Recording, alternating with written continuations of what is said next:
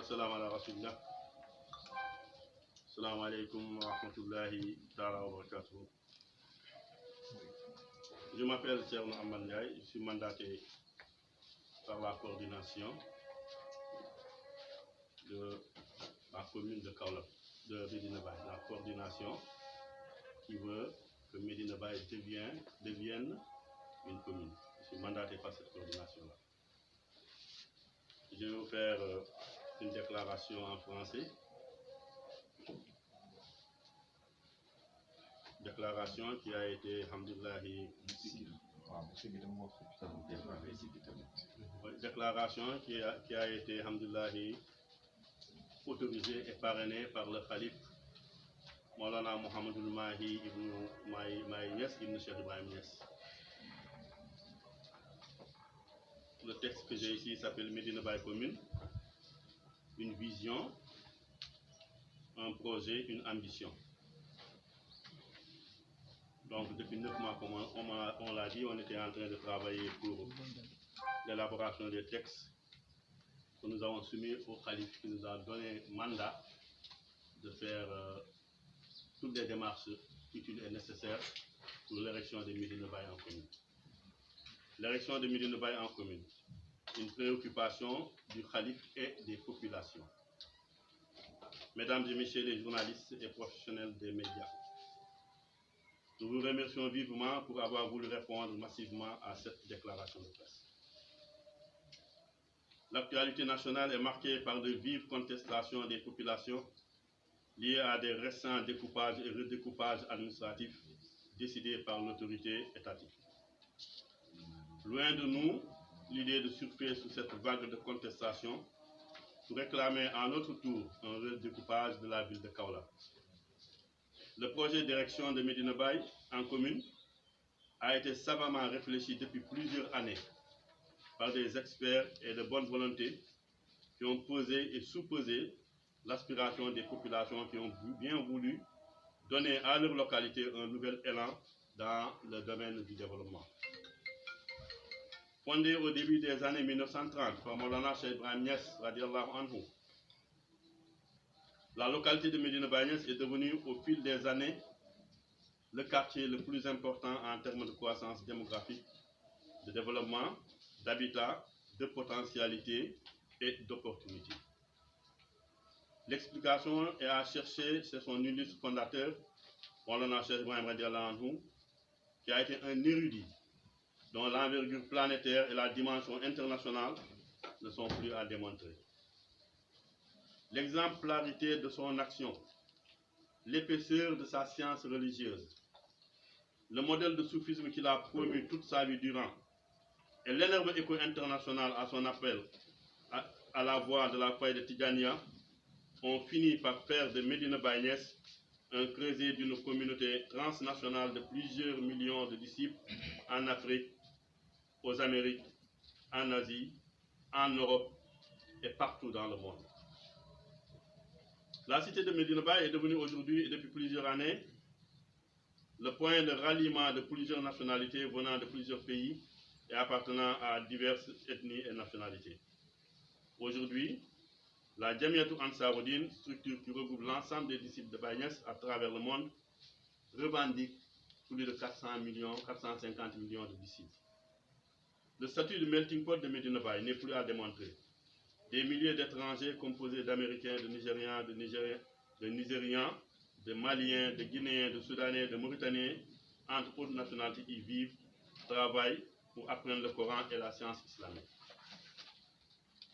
Ce développement fulgurant, l'urbanisation galopante de la cité de Medina Baye, son statut de capitale mondiale de la faille de Tidjania, l'accroissement des biens et services, la tendance haussière de sa démographie devrait pouvoir conférer à Medina un nouveau régime juridique pour une administration territoriale à la hauteur de la vitesse de son rythme de développement.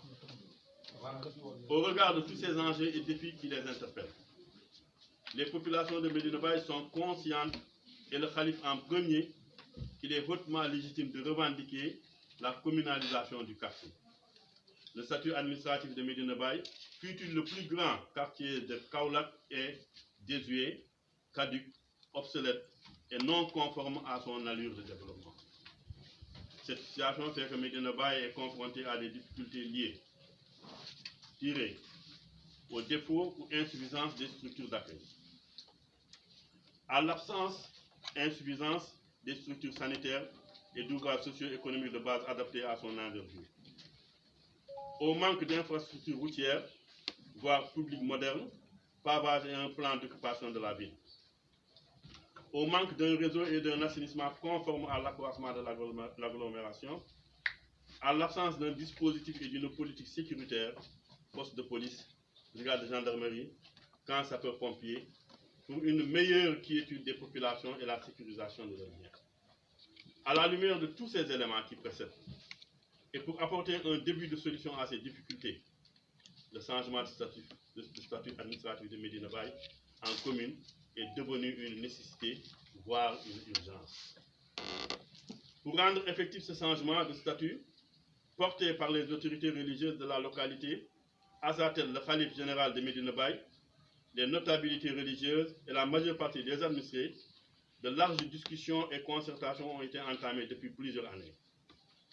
C'est à l'aune de ces échanges qu'il a été décidé, sous instruction du khalife Mohamedoul Mahi Ibn Cheikh Ibrahim Niass, de mettre sur pied une commission pour étudier la faisabilité technique, logistique, sociologique, etc. du projet d'érection de Médina Baye en commune. Cette commission, composée de professeurs, de juristes, de fiscalistes, de spécialistes en gouvernance locale et décentralisation, journalistes et autres personnes ressources, a échangé pendant plusieurs mois.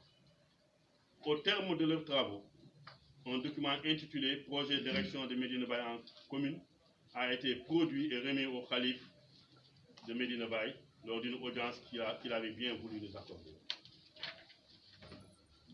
À la suite du feu vert du khalife, une série de visites a été initiée par les membres de la commission aux différentes autorités et certains notables de la ville qui ont apposé sur le document un blanc-seing sans équivoque.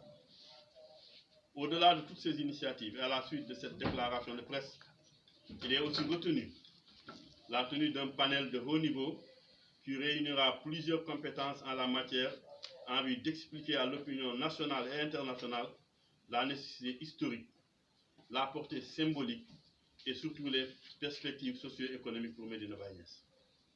En toute évidence, eu égard aux problématiques et opportunités abordées jusque-là, que cette communalisation porte des enjeux de développement pour toute la région de Kaolack, le Sénégal et la sous-région. La commune de Médina Baye ne sera pas juste une commune de trop pour les beaux yeux de ses populations. Médina Baye sera une commune porteuse de plus-value, de viabilité économique et une assurance de disposer d'un cadre de vie et d'épanouissement pour l'intérêt exclusif des populations de Kaolack, du Sénégal et de la sous-région. Un enjeu démographique. Médina Baye a connu un boom démographique en raison de son statut religieux et compte aujourd'hui près de 30 000 habitants. Si l'on y ajoute potentiellement les quartiers qui lui sont connexes, Sam, Médina Extension, Tchofak, Médina Mbaba, Fass Cheikh Ahmed Tidiane, Saint Mbaye Lawa, la population sera estimée à plus de 55 000 habitants.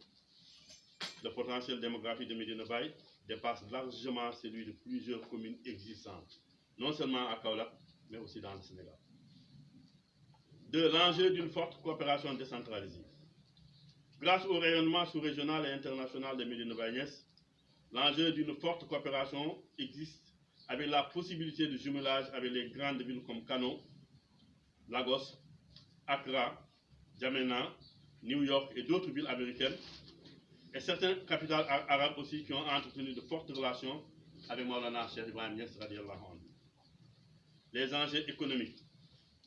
Le Gamou international de Médina Baye, en plus du tourisme religieux qui va se développer, crée un fort marché sous-régional et développe des opportunités de partage du flux économique. Ces retombées participent au développement de la région de Kaolack. Nous allons conclure. Toutes les conditions requises par la loi pour l'érection d'une commune sont remplies. sans compter les nombreux enjeux stratégiques de développement de Médina Baye Niass. Ainsi, la volonté politique doit suivre pour permettre à Médina Baye Niass de devenir une commune conformément à la volonté exprimée par le calife Mohamedoul Mahi Niass Ibn Cheikh Ibrahim Niass et par les populations de Médina Baye. Madame, Messieurs, je vous remercie de votre aimable attention. Est-ce que vous pouvez vous présenter?